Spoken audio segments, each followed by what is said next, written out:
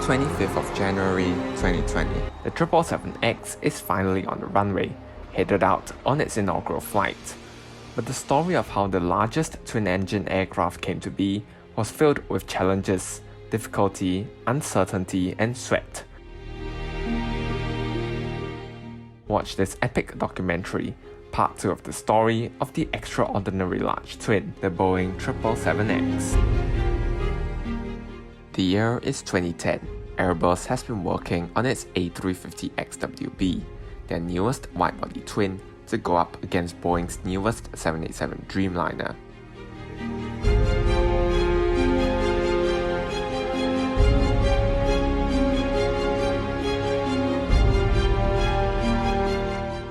Airbus has a trick up its sleeve. Instead of simply tackling Boeing with the 787, they would design larger variants to go head-to-head with Boeing's best-selling large wide-body twin, the hugely successful 777.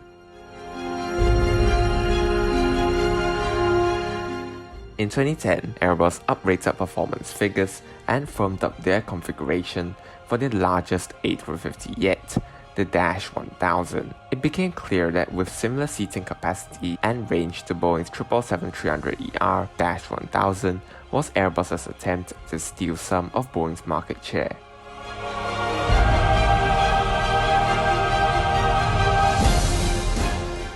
Within months of the launch, Boeing had to make a choice: launch a new clean sheet airplane to replace the reliable and proven 777 series but with much higher levels of efficiency, or build upon its reputation. Consulting with many of the 777's current operators, the answer came pretty quickly.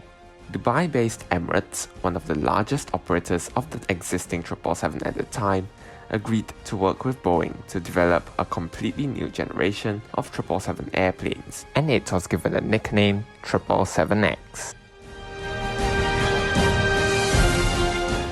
At the 2013 Dubai Air Show, Boeing made big headlines. The 777X quickly stole the show, garnering 259 orders from major airlines around the world. 2 key variants were launched.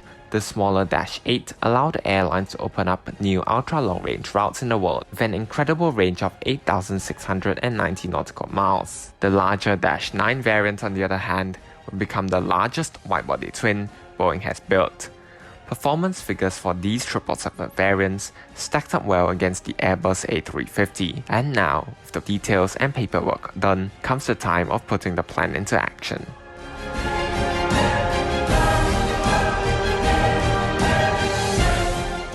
Work began on upgrading the successful 777 to position 777X as one of the best wide-bodies and give its rival tough competition. To reduce fuel burn, as would any aircraft manufacturer, Boeing looked towards the biggest source of fuel, the engines. A tough engine selection process began, and of all the engines at the time, GE Aviation, the company who previously powered the 777s, came up with the best solution.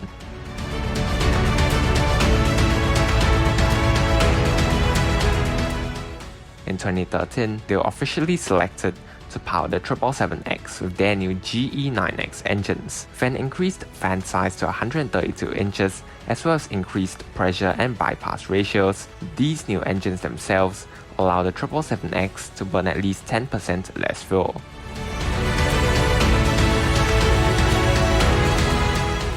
With the engines out of the way, there was still plenty of work to get done. While the engine manufacturers offered more fuel-efficient engines, Boeing themselves weren't idling either, as they have just wrapped up the development of their latest wide-body twin, the 787. It was easy for them to draw insights and knowledge from the 787 program.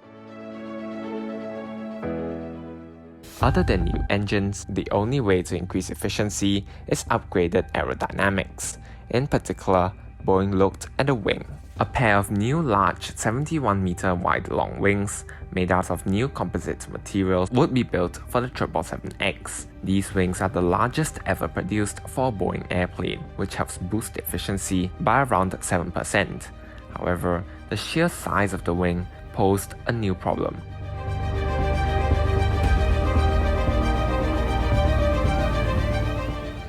Airplanes have to comply with codes in order for them to fit into airport gates. The old 777-300ER fits within category code E, which is the typical code for most wide-body twins.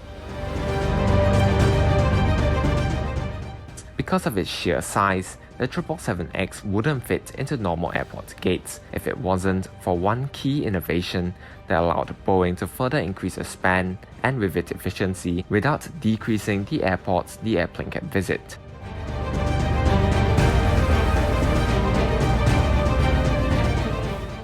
And right here being tested in this very hangar comes Boeing's solution to 3.5 meter long wingtips with a twist.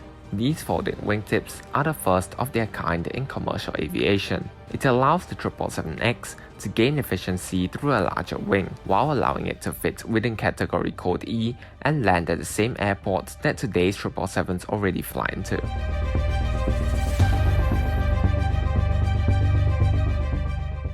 As they are first, rigorous testing and new sets of rules were implemented to ensure reliable and safe operations. Work on the wing and engines were progressing well, with an estimated 12 to 13% fuel savings already achieved. But to hit Boeing's target of 20%, clearly something else had to be done.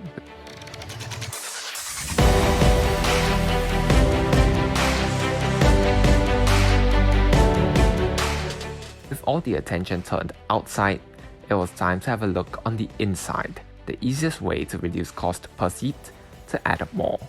Not only was the fuselage of the larger Dash 9 stretched to an impressive 76.7 meters, but tiny details such as the new installation panels and curved cabin sidewalls enables a wider fuselage, up from 231 to 235 inches. These extra 4 inches allows Boeing to add 1 more seat per row without compromising passenger comfort. The cabin on 777X was also severely overhauled with a new architecture, new larger windows mounted higher up, and new mood lighting. This all helps to achieve a light, airy, and spacious feel. The aircraft also featured lower cabin altitude with more moist air and an expected quieter cabin.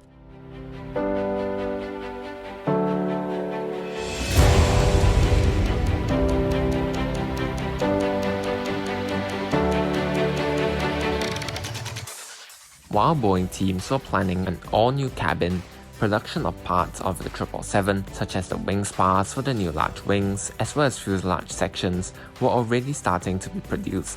Meanwhile, GE Aviation had begun flight testing of its largest and most efficient jet engine yet. A GE 9X engine flew on General Electric's 747 flight testbed. GE Aviation had also started delivering engines to Boeing to be installed on their 777X flight test aircraft. By March of 2018, the first fuselage sections of the 777X came together, and the largest twin-engine airplane in the world was starting to take shape.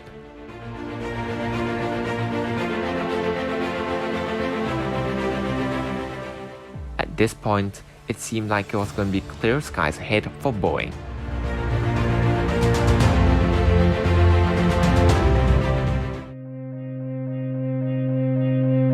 Start 2019. Developments once smooth on the 777X began encountering turbulent winds. During the static test where the aircraft fuselage with its wings assembled was pushed beyond its limit loads, the whole fuselage ruptured. Boeing issued a statement stating it was a cargo door blowout. While it may have originated from the cargo door, the extent of the damage was shocking. Furthermore, even before issues with the fuselage appeared, GE Aviation had to recall engines delivered to Boeing due to issues found with a part at the front of the compressor. More wear was anticipated during a black test, where the engine was run outside its normal operating conditions. With little time to first flight, GE Aviation had to rework the parts of the GE 9X engine and retest the whole engine.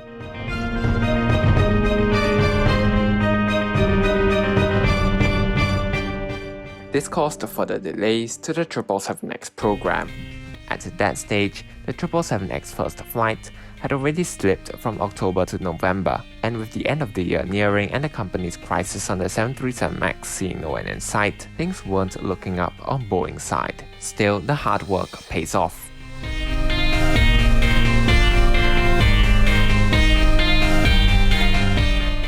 In the middle of October, the first flight-ready engines were finally delivered to Boeing. The failures in static testing could be solved through analysis of the data to identify fixes, while Boeing took the opportunity to complete high-speed taxi tests on the first 777X prototype nearly 5 months earlier.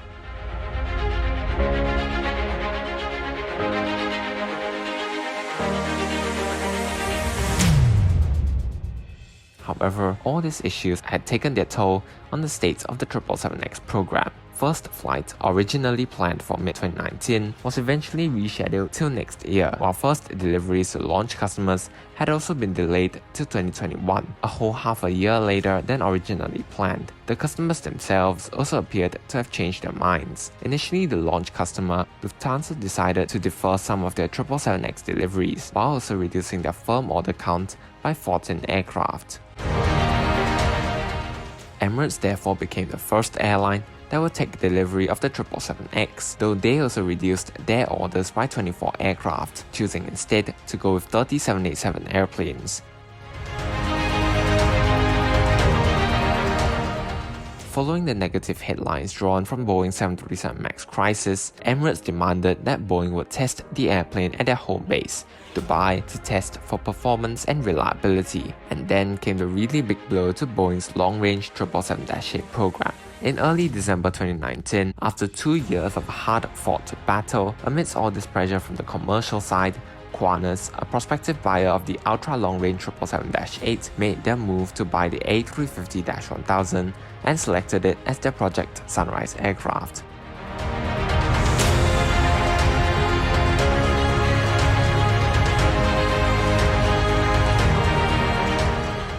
This came as a big blow to Boeing, whose smaller but longer-range 777-8 program seems even more unlikely. While tough for the commercial side, things are finally looking up for the 777X program as a whole. Boeing has reinstalled the new flight-ready engines, and the 777X is edging closer and closer to first flight. And finally now, the 777X is ready for takeoff.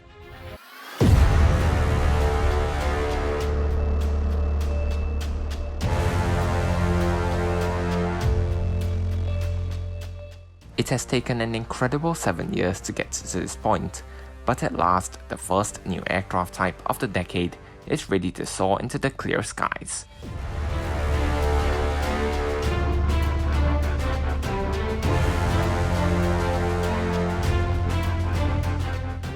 The first flight of the 777X represents the coming together of new engine technology, combined with state-of-the-art avionics and advanced aerodynamics. 777X also flies into the record books, being the largest twin-engine aircraft to fly into the 21st century.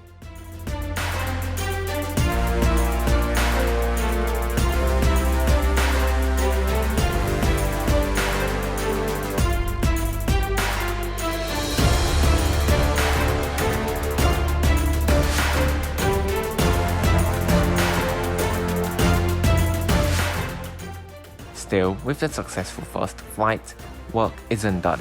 Boeing will now have to work its paces to certify the 777X and deliver it to its first customer, with Emirates expecting the aircraft in 2021.